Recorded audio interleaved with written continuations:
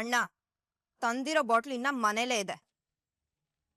ಮಾತಾಡಿ ಮನೇನ ಸ್ಮಶಾನ ಮಾಡ್ತೀಯೋ ಇಲ್ಲ ಮೌನವಾಗಿದ್ದು ಮರ್ಯಾದಿಂದ ಅವ್ರನ್ನ ಕಳ್ಸ್ಕೊಡಕ್ ಅವಕಾಶ ಕೊಡ್ತೀಯೋ?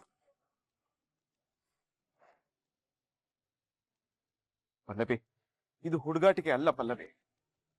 ನಮ್ ಹುಡುಗನ್ ಜೀವನದಲ್ಲಿ ಹುಡುಗಾಟ ಆದಿದ್ದು ನಿಮ್ಮ ಮೊಮ್ಮಗಳು, ಅದಕ್ಕೆ ತಕ್ಕ ಶಾಸ್ತಿ ಆಗಿದೆ. ನೋಡಿ ಯಜಮಾನ್ರೆ, ನಮ್ಮ ಹುಡುಗಿದು ನಿಜವಾದ ಮದುವೆ, ನಿಮ್ಮ ಹುಡುಗಿದು ಕಾಂಟ್ರಾಕ್ಟ್ ಮದುವೆ. ಅದು ಮುರಿದು ಬೀಳ್ತಿದೆ ಅಂತ ಗೊತ್ತಾದ ತಕ್ಷಣ ನಿಮ್ಗೆ ಎಷ್ಟು ಟೆನ್ಷನ್ ಆಗ್ತಿದೆ, ಅಂತದ್ರಲ್ಲಿ ನಮ್ಗೆ ಎಷ್ಟಾಗಿರ್ಬೇಕು ನೀವೇ ಹೇಳಿ. ಹೊಡೆದಿರೋ ಗಾಜಿನ ಅನ್ಸಿದ್ರು ಅದ್ರ ಪ್ರತಿಬಿಂಬ ಬಿರುಕುಳಿಯುತ್ತೆ. ಅಂದ್ಮೇಲೆ ನೀವು ಹಿರಿಯರಾಗಿ ಹೀಗ್ ಮಾತಾಡಿದ್ರೆ ಹೇಗ್ ಹೇಳಿ? ನೋಡಿ, ಗಂಡ ಹೆಂಡತಿ ಸಂಬಂಧ ಒಂದು ಪವಿತ್ರವಾದ ಸಂಬಂಧ. ಅದನ್ನ ಗಾಜಿಗೆ ಹೋಲಿಸ್ಬಿಡಿ. ಹಿರಿಯರೆಲ್ಲ ಸೇರಿ ನೆಟ್ಟಿರೋ ಒಂದು ಗಿಡ ಇದ್ದಾಗದು. ಅದು ಬಾಡೋಗಿದೆ ಅಂತಂದ್ರೆ ಅದು ಬೆಳೆಯೋದಿಲ್ಲ ಅಂತಲ್ಲ. ತಾಳ್ಮೆಯನ್ನು ಮಳೆ ಬರುತ್ತೆ, ಬುದ್ಧಿಯನ್ನ ಗೊಬ್ಬರ ಹಾಕಿದ್ರೆ ಗಿಡ ಚೆನ್ನಾಗಿ ಬೆಳೆಯುತ್ತೆ. ರೀ ಸ್ವಾಮಿ, ನಿಮ್ ಕಂತೆ ಪುರಾಣ ಎಲ್ಲ ನಿಲ್ಸಿ ದಯವಿಟ್ಟು ಹೊಡ್ತೀರಾ?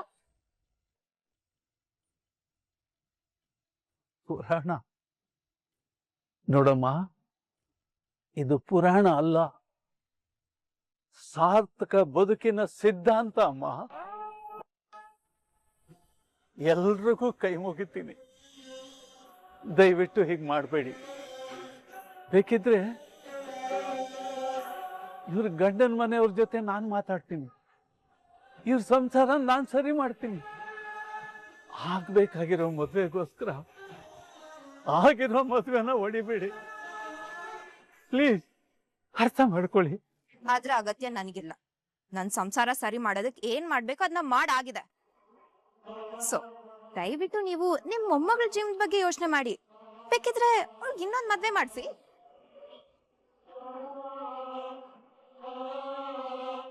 ನೋಡಮ್ಮ, ವಯಸ್ಸಲ್ಲಿ ನೀವು ತುಂಬಾ ಚಿಕ್ಕವರಿರ್ಬೋದು. ದಯವಿಟ್ಟು ನನ್ನ ಮೊಮ್ಮಗಳ ಜೀವನ ಹಾಳು ಮಾಡ್ಬಿಡಿ.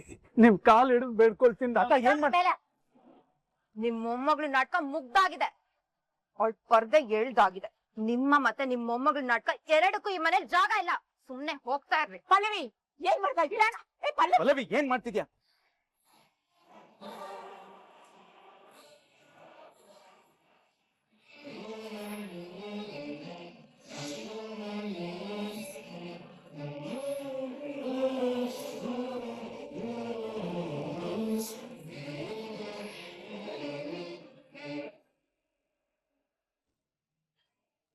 ಚಾರು ಮೇಡಮ್, ಇಲ್ಲಿದ್ದೀರಾ? ಏನ್ ಯೋಚನೆ ಮಾಡ್ತಾ ಇದ್ದೀರಾ? ಅದು ರಾಘು ಝಾನ್ಸಿ ಬಗ್ಗೆ. ರಾಮಾಚಾರಿ, ನಿನ್ಗೆ ನಾವು ಜೀವನದಲ್ಲಿ ಮಾಡೋ ದೊಡ್ಡ ತಪ್ಪು ಯಾವುದು ಗೊತ್ತಾ? ಎಲ್ಲಾ ವಿಷಯನೂ ನಮಗ್ ಗೊತ್ತು, ನಾವು ಮಾಡಿದ್ದೆ ಸರಿ, ನಮಗ್ ಮೀರಿದ್ದು ಬೇರೆ ಯಾವುದು ಇಲ್ಲ ಅಂತ ಇಂಥ ದೊಡ್ಡ ದೊಡ್ಡ ನಿರ್ಧಾರಗಳನ್ನ ನಾವು ತಗೊಂಡಿರ್ತೀವಿ. ಅದಕ್ಕೆ ಕೆಲವೊಂದು ರೀಸನ್ಸು ಇರುತ್ತೆ. ಅದರಲ್ಲಿ ನಾವು ತಗೊಳ್ಳೋ ನಿರ್ಧಾರದಿಂದ ನಾವು ಪ್ರೀತಿಸೋ ಮನ್ಸುಗಳಿಗೆ ನೋವಾಗಬಾರ್ದು ಅನ್ನೋದು ಒಂದು. ಈಗ ಝಾನ್ಸಿ ಜೀವನದಲ್ಲಿ ಆಗಿರೋದು ಅದೇ ಅಲ್ವಾ ರಾಮಾಚಾರಿ?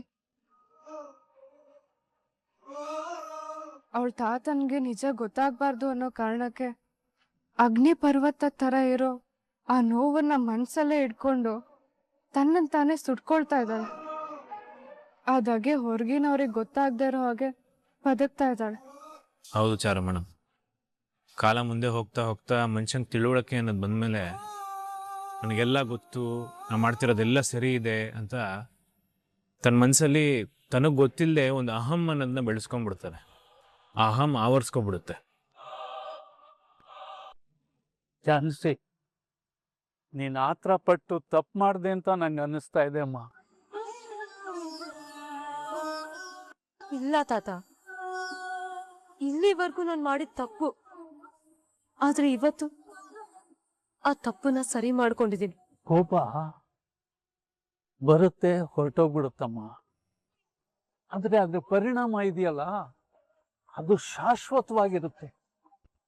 ಮಾತುಗಳು ಬಾಯಿಂದ ಆಚೆ ಬರೋಕ್ ಮುಂಚೆ ನಾವು ಯೋಚನೆ ಮಾಡಬೇಕು, ಮನಸ್ಸಿನಲ್ಲೇ ತೂಕ ಹಾಕಬೇಕು. ದುಡುಕೋದ್ರಿಂದ ಯಾವ ಸಂಬಂಧನೂ ಉಳಿಯೋದಿಲ್ಲಮ್ಮ. ಮನುಷ್ಯತ್ವ, ಗೌರವ, ಪ್ರೀತಿ ಇಲ್ದೇ ಇರೋ ಸಂಬಂಧ ಇದ್ರೂ ಒಂದೇ, ಇಲ್ಲ ಅಂದ್ರೂ ಒಂದೇ ತಾತ. ಇಲ್ಲಮ್ಮ, ನೀನು ತಪ್ಪಾಗಿ ಅರ್ಥ ಮಾಡ್ಕೋತಾ ಇದ್ಯಾ. ನೋಡು, ಪ್ರತಿಯೊಬ್ಬರಿಗೂ ಒತ್ತಡದ ಪರಿಸ್ಥಿತಿ ಇರುತ್ತಮ್ಮ. ಅಂಥ ಸಮಯದಲ್ಲಿ ನಾವು ತಾಳ್ಮೆಯಿಂದ ಬಿಹೇವ್ ಮಾಡಬೇಕು. ತಾಳ್ಮೆ ಇರಬೇಕು. ಆ ತಾಳ್ಮೆ ಇದ್ದಿದ್ದಕ್ಕೆ ತಾತ ನನ್ ವ್ಯಕ್ತಿತ್ವನ ಬದಲಾಯಿಸ್ಕೊಂಡು ನಾನು ಇಲ್ಲಿವರೆಗೂ ಬದುಕಿದ್ದು. ಆದ್ರೆ ಅದ್ರಿಂದ ನನಗ್ ಸಿಕ್ಕಿದ್ದು ಬರೀ ನೋವು, ನಿರಾಸೆ, ಅವಮಾನ. ಇರ್ಬೋದಮ್ಮ, ಆದ್ರೆ ರಾಘು ಒಳ್ಳೆ ಮನುಷ್ಯ, ಒಳ್ಳೆ ವ್ಯಕ್ತಿನಮ್ಮ. ಕೆಲ್ಸಕ್ ಬಾರ್ದೇ ಇರೋ ಒಳ್ಳೆತನ ಇದ್ರೆ ಎಷ್ಟು, ಬಿಟ್ರೆ ಎಷ್ಟು. ಯಾವ್ದೇ ವ್ಯಕ್ತಿ ಆಗ್ಲಿ ಮಾತಾಡೋ ಟೈಮಲ್ಲಿ ಮಾತಾಡದೆ ಹೋದ್ರೆ ಅದ್ರಿಂದ ಆಗೋ ಅನಾಹುತ ದೊಡ್ಡದಾಗೆ ಇರುತ್ತೆ ತಾತ. ನೀನು ಈ ವಿಷಯ ನನ್ನಿಂದ ಯಾಕೆ ಮುಚ್ಚಿಟ್ಟೆ ಹೇಳು. ಪರಿಸ್ಥಿತಿ ಹೀಗಾಗಿದೆ, ನನ್ನ ಕೈ ಮೀರಿ ಹೋಗ್ತಾ ಇದೆ ಅಂತ ಒಂದು ಮಾತು ನನ್ಗೆ ಹೇಳಿದ್ರೆ ನಾನು ಏನಾದ್ರೂ ಮಾಡ್ತಾ ಇದ್ನಲ್ಲ. ನನಗೆ ನಿಮ್ ಸಂತೋಷ ಮುಖ್ಯ ತಾತ. ಅದೇನೇ ಆದ್ರೂ ನಿಮ್ ಮನ್ಸಿಗೆ ನೋವು ಕೊಡೋದಕ್ಕೆ ನನ್ ಮನ್ಸು ಒಪ್ಲಿಲ್ಲ. ಅಲ್ಲಮ್ಮ, ಹಾಗನ್ಬಿಟ್ಟು ನೀನು ಒಬ್ಳೆ ನೋವು ಅನುಭವಿಸೋದು ಸರಿನಾ?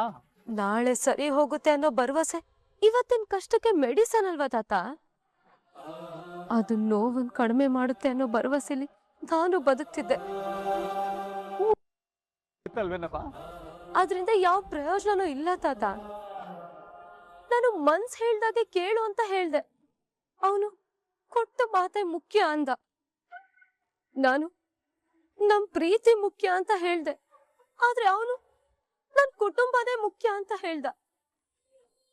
ನನ್ ಸಂತೋಷ ಅಂದ್ರೆ ಅವನು ಮಮತೆ ಅಂದ. ನಾನ್ 3 ಗಂಟು ಅಂದೆ.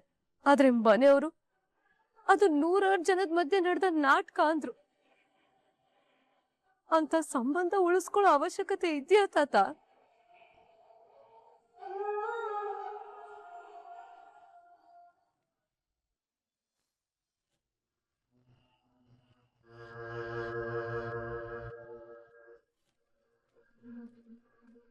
ಇದನ್ನೆಲ್ಲ ನೋಡ್ಕೊಂಡು ಬದುಕಿರೋದಕ್ಕಿಂತ ಬೇಗ ನನ್ನ ಕರ್ಕೊಂಡ್ಬಿಡೋ ಭಗವಂತ.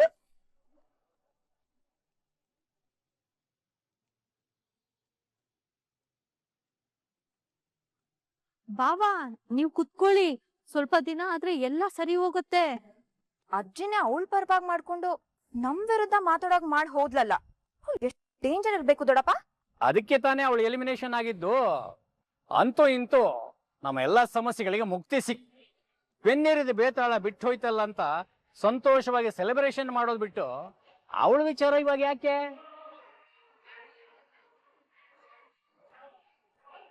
ಆದ್ರೂ ಜಾನ್ಸಿ ಅಷ್ಟೊಂದ್ ಮಾತಾಡ್ತಾಳೆ ಅಂತ ನನಗ್ ಗೊತ್ತಿರ್ಲಿಲ್ಲ. ನಮ್ಗೆ ಸಂಸ್ಕಾರದ ಬಗ್ಗೆ ಹೇಳ್ಕೊಂಡು ಬೈಕೊಂಡು ಹೋದ್ಲು. ಹೌದೌದು, ಗುಡುಗು ಮಿಂಚು ಸಮೇತ ಜೋರಾಗಿ ಮಳೆ ಬಂದು ನಿಂತು ಹೋದಾಗ ಆಯ್ತು. ಬಾವಾ, ಏನಾದ್ರೂ ಆಗ್ಲಿ, ಒಟ್ನಲ್ಲಿ ನನ್ ಮಗನ್ ಜೀವನದಿಂದ ದೂರ ಆಗೋದಕ್ಕೆ ಒಪ್ಕೊಂಡ್ಲು ತಾನೆ. ನನಗ ಅಷ್ಟು ಸಾಕು. ಇವಾಗ ಅವಳ ವಿಷಯ ಬಿಡಿ, ಮುಂದೇನ್ ಮಾಡೋಣ ಅದನ್ನ ಹೇಳಿ.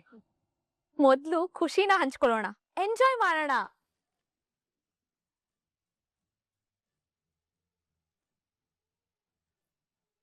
ಇವಳೊಬ್ಳು ಕಮ್ಮಿ ಇದ್ಲು. ತನ್ನ ಕಾಲಿನ ಮೇಲೆ ನಿಲ್ಲೋ ಹಾಗೆ ಮಾಡಿದಕ್ಕೆ ಮಾತಿನ ಮೇಲೆ ನಿಲ್ಲೋದನ್ನೇ ಮಾಡ್ತಿದ್ದಾಳೆ. ಏನು ಎಲ್ರು ಒಂಥರ ನಿರಾಳವಾಗಿ ನೆಮ್ಮದಿಯಾಗಿರಂಗಿದೆ. ಇಷ್ಟು ದಿನ ನಮ್ಮನ್ನೆಲ್ಲ ಕಾಡ್ತಿದ್ ಗ್ರಾಚಾರ ಮನೆ ಬಿಟ್ಟು ಹೋದ್ಮೇಲೆ ಹಾಗೆ ಇರ್ಬೇಕಲ್ವಾ ಅನಿತಾ? you're correct Pallavi. ನಾವ್ ಅನ್ಕೊಂಡಿದ್ದಾಗುತ್ತೆ ಅಂದ್ರೆ ಮನ್ಸಿಗೆ ತುಂಬಾ ಸಂತೋಷ ಆಗುತ್ತೆ ಅಲ್ವಾ?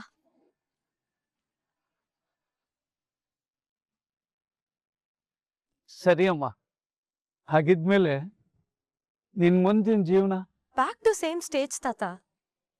ನನಗೆ ನಿನ್ ಮೊಮ್ಮಗಳು ಅಂತ ಹೇಳ್ಕೊಳ್ಳೋದ್ರಲ್ಲಿ ಹೆಮ್ಮೆ ಇದೆ. ಆ ಜೀವನದಲ್ಲಿ ಖುಷಿ ಇತ್ತು, ನೆಮ್ಮದಿ ಇತ್ತು. ಎಲ್ಲ ಬಿಟ್ಟು ಇಲ್ಲಿಗೆ ಬಂದು ಸಾಧಿಸಿದ್ ಏನೂ ಇಲ್ಲ ತಾತ. ಎಲ್ಲ ಕಳ್ಕೊಂಡಿದ್ದೆ. ಕಲ್ಪನೆಯ ಬದುಕು ದೂರದ ಬೆಟ್ಟ ಇದ್ದಾಗೆ. ಅದನ್ನ ನೋಡೋದಕ್ ಮಾತ್ರ ಚಂದ, ಆದ್ರೆ ಹತ್ರ ಹೋದಾಗ್ಲೆ ಅದು ಅನುಭವಕ್ಕೆ ಬರೋದು ಅನ್ನೋ ಮಾತು ಸತ್ಯ ತಾತ. ಆದ್ರೆ ಅಂತ ಹೋಗಿರೋದ್ರ ಬಗ್ಗೆ ಚಿಂತೆ ಮಾಡ್ಬೇಡ ತಾತ. ಕಳ್ಸಿರೋದು ಸಂಬಂಧ ಮಾತ್ರ. ನಿಮ್ ಮೊಮ್ಮಗಳು ನಿಮ್ ಕಣ್ಮುಂದೆನೆ ಇದ್ದಾಳೆ ಅಲ್ವಾ?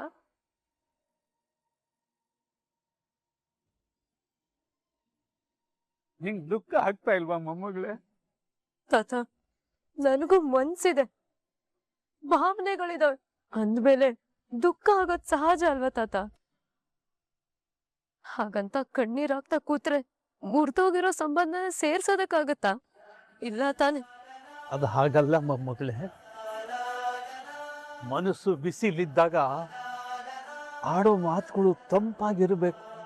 ಆಗ್ಲೇ ಮುಂದಿನ ದಾರಿನ ಸರಿಯಾದ ನಿರ್ಧಾರ ತಗೊಳ್ಳೋದಕ್ಕೆ ಸಾಧ್ಯ ಆಗೋದು.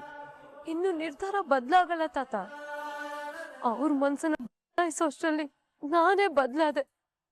ಅವ್ರು ಹಾಗೆ ಇದ್ದಾರೆ, ಮುಂದೆ ಕೂಡ ಹಾಗೆ ಇರ್ತಾರೆ. ಅವ್ರು ನನ್ ಬದಲಾವಣೆಗೆ ಬೆಲೆ ಕೊಡ್ಲಿಲ್ಲ ಅಂದ್ಮೇಲೆ ನನ್ ನೆಲೆ ಇರೋದಕ್ಕೆ ಅವಕಾಶ ಕೊಡ್ತಾರ ತಾತ. ಆದ್ರೆ ಒಂದೇ ಒಂದ್ ಸಂತೋಷ ಮತ್ತೆ ಸಮಾಧಾನ ಏನ್ ಗೊತ್ತಾ ತಾತ?